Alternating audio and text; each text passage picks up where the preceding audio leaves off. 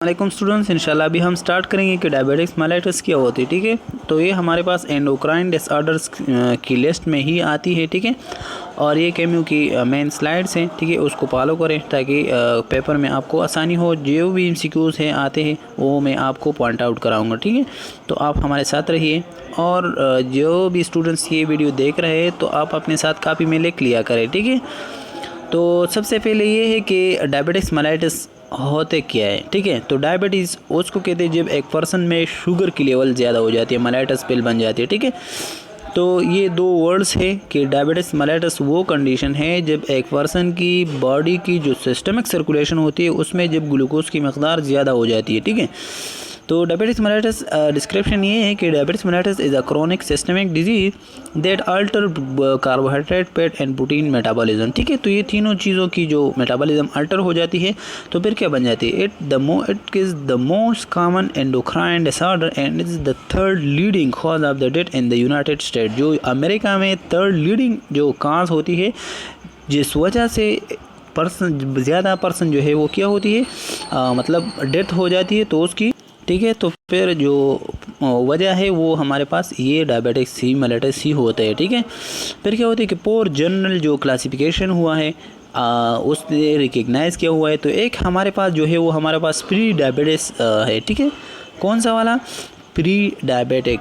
तो pre diabetics वो condition होती है फर्स्ट टाइप से हमारे पास। ठीक है, पोर जनरल टाइप से एमसीक्यूज़ के लिए ये पोर भी आपने याद रखना है। ठीक है, तो pre diabetics can occur when the fasting blood glucose is greater than। ठीक है, तो फिर क्या होता है कि जब when the fasting blood glucose is greater than 100 mg, ठीक है, per deciliter and less than, ठीक है, less than 126 mg per deciliter और post जो prandial blood glucose is greater than 140 mg per deciliter and less than क्या है 200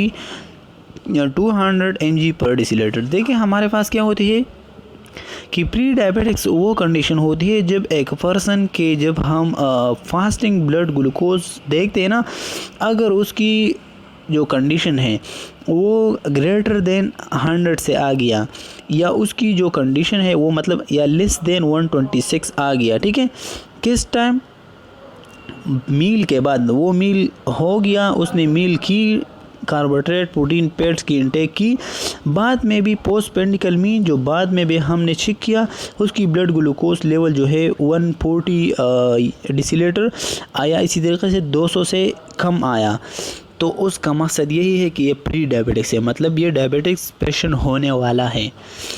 पहला बात ये है कि हम जब फास्टिंग में मतलब भूख होने की टाइम में जब हम उसकी बीपी चेक करते हैं जो ब्लड ग्लूकोज लेवल है ब्लड में तो वो 100 से लेके 126 तक होती है। ठीक है, और दूसरी जो कंडीशन है अगर उसकी जब हम मील के बाद जब हम देखते हैं, ठीक है, और उसकी क्या होती है ब्लड ग्लूकोज की कंटेंट नॉर्मली ये होती है कि ब्लड जो ग्लूकोज होती है वो मील के बाद बहुत ज़्यादा हो जाती है। तो ये अगर वो फिर भी 140 या मतलब लेस देन 200 होती है, ठीक है, तो ये क्या होती है प्री डायबिटिक्स है। ठीक है, फिर क्या है कि टाइप 1 हमारे पास दूसरा टाइप है कि टाइप 1 डायबिटिक्स की mellitus is an absolute deficiency of insulin secretion and may be heredity. देखिए आपने याद रखना है कि जो टाइप 1 डायबिटिक्स मेलाइटस होती है वो हमारे पास मोस्टली जेनेटिकली होती है। ठीक है, और ये इंसुलिन की डिफिशिएंसी की वजह से ही आती है, समझ गए स्टूडेंट। फिर ये है कि दूसरी बात यह है कि it is associated with the histo जो कंपैटिबिलिटी एंटीजन होती है। ठीक है, तो ये उसमें आ जाती है। फॉर एग्जांपल एक हिस्टो कंपैटिबिलिटी एजेंट एंटीजन वो एंटीजन होती है कि जो RH फैक्टर की मसले से जो बेबी डेथ हो जाती है और फिर वो एक्सक्रीट होती है। ठीक है, तो वो कंडीशन इस कंडीशन के क्या होती है एसोसिएटेड होती है। ठीक है, मतलब ये है कि some viruses abnormal antibodies they attack the isolates of लंगरहान।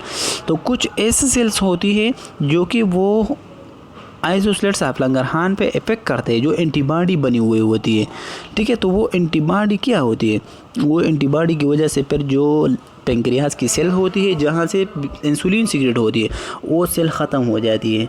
जब वो ख़त्म हो जाती है तो इंसुलिन तो नहीं बनेगा, ठीक है। तो जब इंसुलिन नहीं बनेगा तो फिर ग्लूकोज तो सेल के अंदर नहीं जाएगा, तो फिर उससे टाइप 1 डायबिटिक्स मेलेटस अगर होती है, लेकिन ये मोस्टली जेनेटिकली ही होती है, ठीक है। एंटॉक्सिक केमिकल होती है। इट काजेज जो है हमारे पास symptom when 90% of the pancreatic beta cells have been destroy. तो आपने याद रखना है कि 90% जो डिस्ट्रक्शन होती है, ठीक है, बीटा सेल में, तो ये मोस्टली जो है काज होती है, ये सिम्टम है, ठीक है। फिर सही तरीके से इंसुलिन प्रोडक्शन नहीं होंगे टाइप 1 में।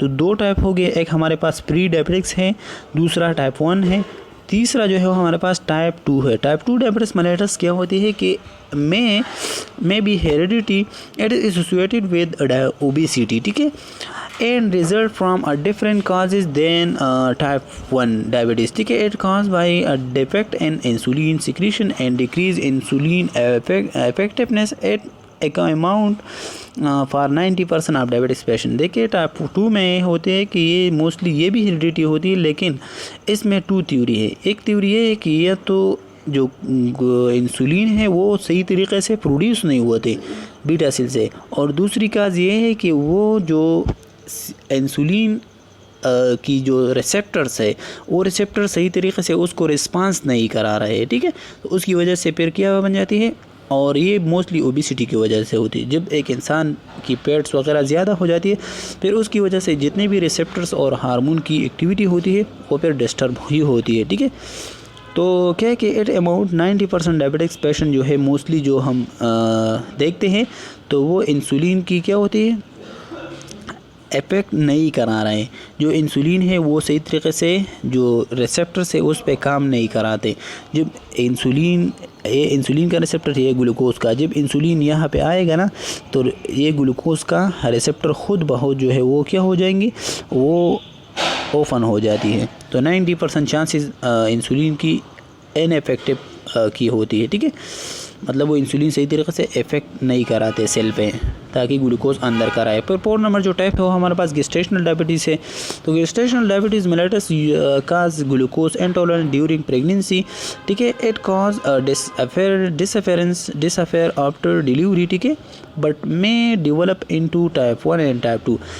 देखिए गेस्टेशनल डायबिटीज़ मेनली जो प्रेगनेंसी के टाइम पे मदर को होती है, क्योंकि आपको पता है कि जो मदर प्रेगनेंसी होती है ना, तो प्रेगनेंसी के टाइम पे उसकी ग्लूकोज जो है वो ज़्यादा होती है ब्लड सिस्टमिक में, ठीक है। तो फिर क्या होती है, ज़्यादातर मोस्टली जो प्रेगनेंसी की वजह से ही होती है, किस चीज़ के, गेस्टेशनल डायबिटीज़ बन जाती है, ठीक है। तो फिर हाँ टाइप 1 और टाइप 2 जो है गेस्टेशनल, जब बेबी बर्थ हो जाती है तो फिर इसके बाद चांसेस उस वुमेन को टाइप 2 की डायबिटीज़ हो सकती है, ठीक है। तो जितने भी वो recommend other types of diabetes mellitus can be linked to either a disorder such as an जो है एंडोक्राइनोपैथी होती है, ठीक है। एन एजेंट के जेनेटिक सिंड्रोम, मतलब वो जेनेटिक नहीं होती, विदाउट जेनेटिक, ठीक है, सिंड्रोम की वजह से भी हो सकती है डायबिटीज़। एन इंसुलिन रिसेप्टर जो है डिसऑर्डर, उसकी वजह से भी डायबिटीज़ हो सकती है। एन इन्फेक्शन, अगर एक पर्सन को ज़्यादा इन्फेक्शन हो जाती है तो उसकी वजह से भी डायबिटीज़ मेलेटस अकर हो सकती है। To the use of drugs or chemical such as the corticosteroid, epinephrine, furosemide and glucagon, lithium और फेंटोइन, ठीक है। तो ये मुख्तलिफ़ किस्म के ड्रग्स से केमिकल है, जब ये एक पर्सन ज़्यादा यूज़ करेगा तो उसकी वजह से ये डायबिटिक्स मेलेटस की चांसेस हो सकती है, समझ गए स्टूडेंट। फिर क्या है कि impaired glucose tolerance occur when glucose level are outside the normal range following a glucose tolerance test होती है, but the patient does not meet the criteria for diabetics mellitus, ठीक है।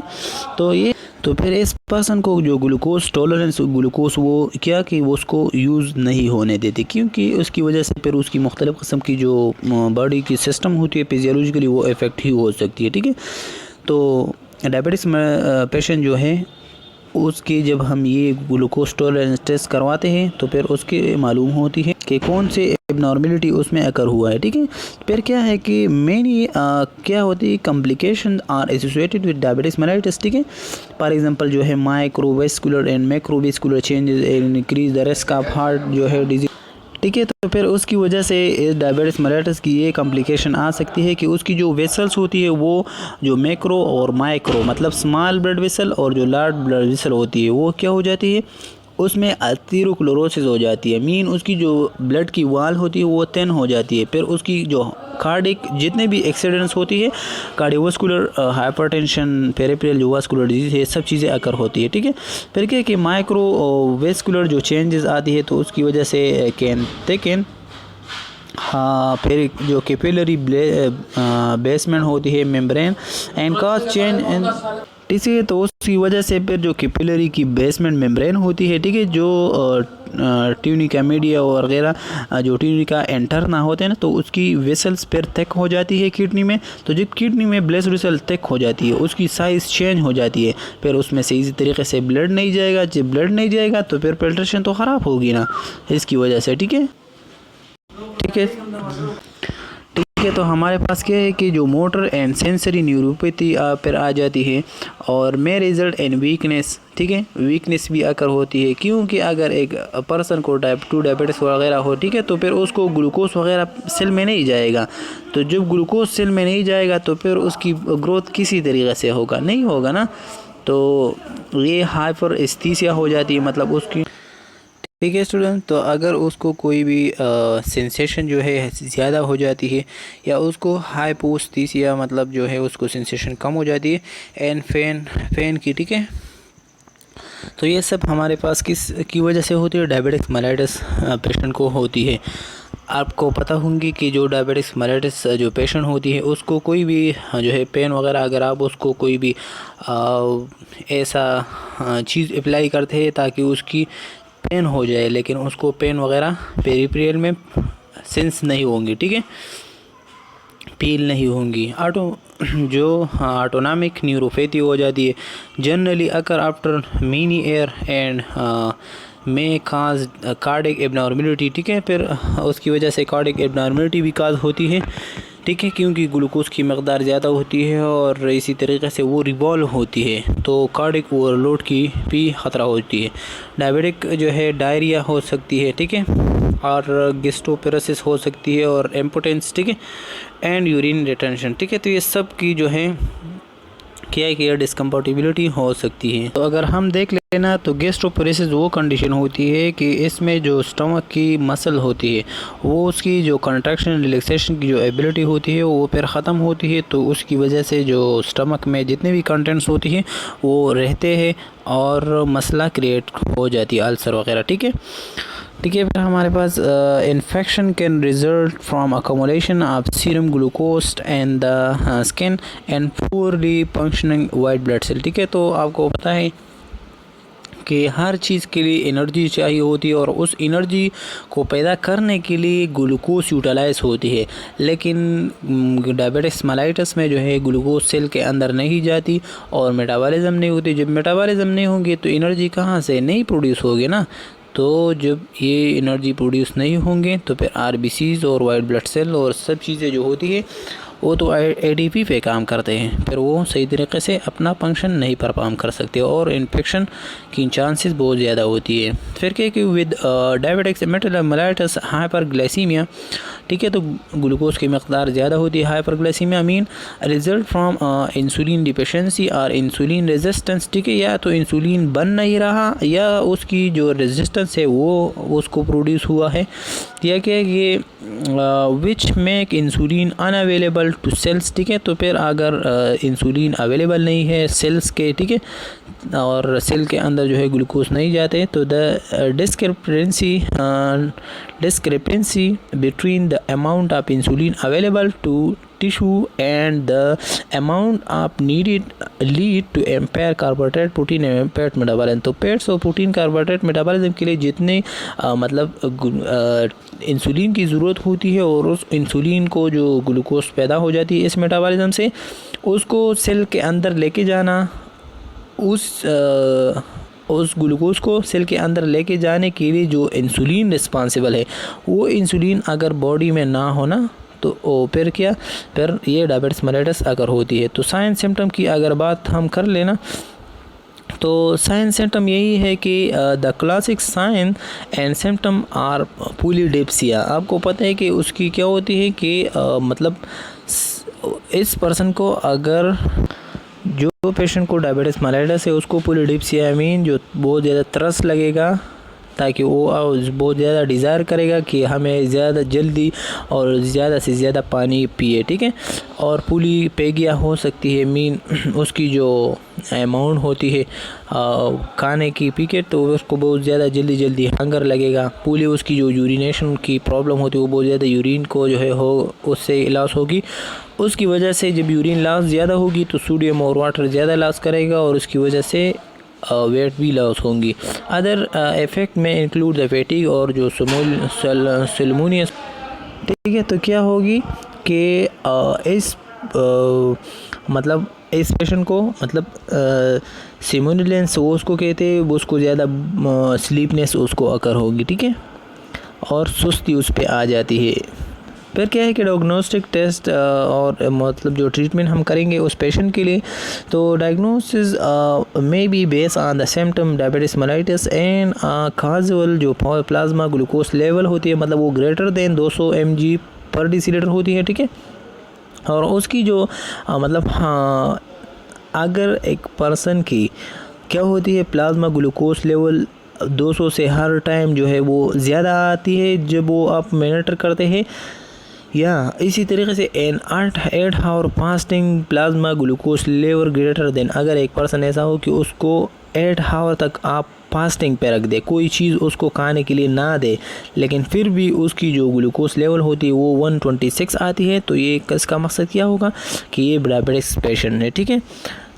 फिर और कंडीशन ये है कि अगर 2 hour postprandial glucose level greater than 200, ठीक है, तो ये भी हमारे पास during the oral glucose tolerance test पर हम चेक करेंगे। तो टेस्टिंग मस्ट बी कन्फर्म क्या कि कन्फर्म सब्सीक्वेंस डे, ठीक है। तो फिर आपने जल्दी जो है वो उसकी क्या करना है, ग्लूकोज की जो टेस्टिंग है वो कराना है, ठीक है। तो ये कंडीशन है। अगर मतलब खाने के बाद उसकी 2 आवर के बाद फिर उसकी जो ग्लूकोज लेवल है वो फिर भी 200 mg/dL आते हैं, तो ये भी ख़तरा है कि उसकी डायबिटिक्स होती है, ठीक है। फिर हीमोग्लोबिन जो A1C टेस्ट लेवल का जो टेस्ट होती है, ठीक है। तो फिर क्या है कि reflect the plasma glucose level during the past 2 to 3 month, ठीक है। जब हम एक पर्सन की 2 to 3 मंथ की फास्ट हिस्ट्री देखते हैं ना, तो ये हीमोग्लोबिन ABC, इसको हम HbA1c टेस्ट भी कहते हैं, ठीक है, शॉर्ट फॉर्म में। तो the first goal of treatment is to maintain a normal blood glucose level through oral क्या है ओरल एंटी डायबिटिक्स और इंसुलिन और insulin therapy, diet control and physical activity. क्या है कि see treatment for diabetes mellitus, तो ये तो उसने बयान किया हुआ है बुक में, ठीक है। लेकिन वो बता रही कि हमारे पास 5 गोल ट्रीटमेंट के लिए होंगी कि उसकी जो ग्लूकोज की मकदार ज़्यादा होती है ब्लड में उसको नॉर्मलाइज़ कराना है, ठीक है। मुख्तलिफ़ किस्म की इंसुलिन और जो है वो ओरल जो एंटी डायबिटिक्स ड्रग्स है, ठीक है, तो उसके थ्रू, या उसको कहते हैं कि आप फिज़िकल एक्टिविटी ज़्यादा से ज़्यादा कर ले ताकि आपकी ग्लूकोज क्या हो जाए, मतलब सेल में ज़्यादा से ज़्यादा वो यूज़ करे और ग्लूकोज की मकदार कम हो जाए, ठीक है। तो इंसुलिन का मेन फंक्शन ये है कि आपकी ग्लूकोज लेवल को कम करते हैं और सेल में अंदर ज़्यादा लेके जाते हैं, ठीक है। The second goal, first goal तो ये हो गया। फिर सेकंड गोल ये है कि हमारे पास our treatment is to prevent or delay complication, ठीक है। तो फर्स्ट गोल हमारे पास वो होता है कि उसकी जो इंसुलिन थेरेपी के थ्रू उसकी जो ग्लूकोज लेवल ज़्यादा हुआ है उसको नॉर्मल में लेके आना। दूसरी वो बता रही है कि कॉम्प्लिकेशन, अगर एक हाइपोग्लाइसेमिक शॉक में एक पर्सन चला गया, ठीक है, तो फिर हम उसने क्या करना, इंसुलिन शॉक अगर होगी ना, मतलब इंसुलिन कम हुआ या बहुत ज़्यादा इंसुलिन आ गए और ब्लड में जितने भी ग्लूकोज थे वो सब के सब ख़त्म हुए। तो जब ग्लूकोज बहुत ज़्यादा कम हो जाती है, फिर इसकी ये भी एक मसाला है, ठीक है। तो it is a condition in which the blood glucose level fall below the level required to sustain homeostasis, usually less than it or equal to 70 mg/dL। तो अगर एक पर्सन ऐसा हो कि उसकी ग्लूकोज की मकदार बहुत ज़्यादा जो है वो जो रिक्वायर्ड उसकी नॉर्मल बॉडी के लिए रिक्वायर्ड होती है उससे भी कम हुआ, मीन 70 mg/dL हो गया, तो फिर क्या होगी, उसको जो इंसुलिन या हाइपोग्लाइसेमिक शॉक हम उसको कहते हैं, ठीक है। तो इसकी रिज़ल्ट में may result from too little food, too much insulin or oral anti जो hypoglycaemic or too much exercise and can cause क्या है कि परमानेंट जो हमारे पास क्या है परमानेंट न्यूरोलॉजिकल जो डैमेज होती है, ठीक है, या रिबाउंड हाइपरग्लाइसीमिया आ जाती है। तो ये मुख्तलिफ़ क़स्म के मसले पर क्रिएट हो जाती है, ठीक है। तो ट्रीटमेंट इसके लिए जो है डायबिटिक्स मेलाइटिस के लिए, तो a patient with diabetics mellitus commonly follow a regimen that required medications and oral anti diabetic or insulin and diets and physically. अगर एक पर्सन ऐसा हो तो उसके लिए जो हम ट्रीटमेंट प्रोवाइड करते हैं, तो सबसे पहले उसको मेडिकेशन देते हैं, ठीक है, ताकि उसकी जो ग्लूकोज की मकदार ज़्यादा हुई है वो हम नॉर्मलाइज में लेके आए, ठीक है। मीन ओरल एंटी डायबिटिक्स जो कि हम देते हैं कि मतलब सबसे फर्स्ट प्रायोरिटी हमारे पास इंसुलिन जो हम देते हैं ना एक्सोजीनियसली, वो हमारे पास मेटफॉर्मिन होती है, ठीक है। और फिर हम उसके लिए एक पेशेंट के लिए स्पेशल डाइट भी देंगे, ठीक है, ताकि उसकी ग्लूकोज मकदार ज़्यादा ना हो, और फिज़िकल एक्टिविटी भी हम उसको ज़्यादा प्रोवाइड करें ताकि ग्लूकोज ज़्यादा से ज़्यादा उसकी बॉडी कंज्यूम करा ले, ठीक है। तो ये हमारे पास एंटी डायबिटिक जो डायबिटिस मेलाइटिस जो डिजीज़ था एंडोक्राइन, ठीक है, तो वो हमने पढ़ ली, ठीक है। तो पेनक्रियास से जो इंसुलिन और ग्लूकागान इसकी जो डिसऑर्डर काज होती है वो हमारे पास डायबिटिस मेलाइटिस है। तो अगर आपके यूनिवर्सिटी लेक्चर रहमत पे नहीं हो तो प्लीज़ सब्सक्राइब कीजिए ताकि नई आने वाली, और बेल आइकन को दबा दीजिए ताकि नई आने वाली नोटिफिकेशन की वो बर वक्त आपको पहुँच जाए, ठीक है स्टूडेंट्स। खुदा हाफिज़, अपना ख्याल रखिए स्टूडेंट।